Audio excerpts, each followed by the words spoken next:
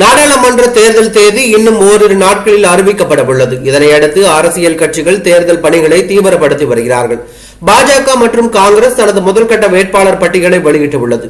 தமிழகத்தில் ஆளும் கட்சியான திமுக தனது கூட்டணி கட்சியுடனான பல கட்ட பேச்சுவார்த்தைக்கு பிறகு காங்கிரஸ் கட்சிக்கு 10 இடங்களும், விடுதலை சிறுத்தைகள் கம்யூனிஸ்ட் கட்சிகளுக்கு தலா 2 இடங்களும், முஸ்லிம் லீக், மதிமுக ஆகிய கட்சிகளுக்கு தலா 1 இடமும் ஒதுக்கப்பட்டுள்ளது.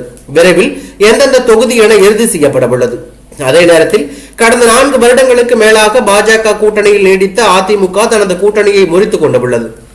இதனையடுத்து இந்த 2 கட்சிகளும் தனித்தனி அணியை உருவாக்க தீவிரமாக முயற்சி செய்கிறார்கள். அந்த வகையில் அதிமுக கூட்டணியில் தேமுதிக, புதிய தமிழகம், எஸ்டிபிஐ, புரட்சி பாரதம் உள்ளிட்ட கட்சிகள் இணைந்துள்ளது. பாஜக கூட்டணியில் தமிழ் மாநில காங்கிரஸ், புதிய நீதி கட்சி, பாரிவேந்தர், சரத்குமார், தேவநாதன் உள்ளிட்ட கட்சிகளும் ஆதரவு தெரிவித்துள்ளது. இதனிடையில் பாமகவானது அதிமுக மற்றும் பாஜகவிடம் ரகசிய பேச்சுவார்த்தை நடத்தியது. மாநிலங்களவை பதவி, மத்திய அமைச்சர் பதவி என கோரிக்கையை கூறியிருந்தது. இதில் ஒரு கட்டம் வரை அதிமுக தரப்பு பாமகவிடம் பேச்சுவார்த்தையை தொடர்ந்தது.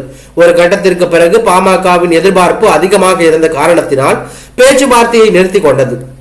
இதனையடுத்து பாமகவின் கோரிக்கைகள் நிறைவேற்றி தர பாஜக தரப்பு ஓகே சொல்லிவிட்டதாக தெரிகிறது.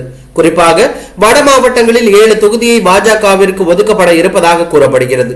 இதனையடுத்து பாமக தலைவர் அன்புமணி இன்று டெல்லி சென்று பாஜக தேசிய தலைவர்களை சந்தித்து கூட்டணியில் இணைய உள்ளதாக தகவல் வெளியாகி பரபரப்பை ஏற்படுத்தி உள்ளது.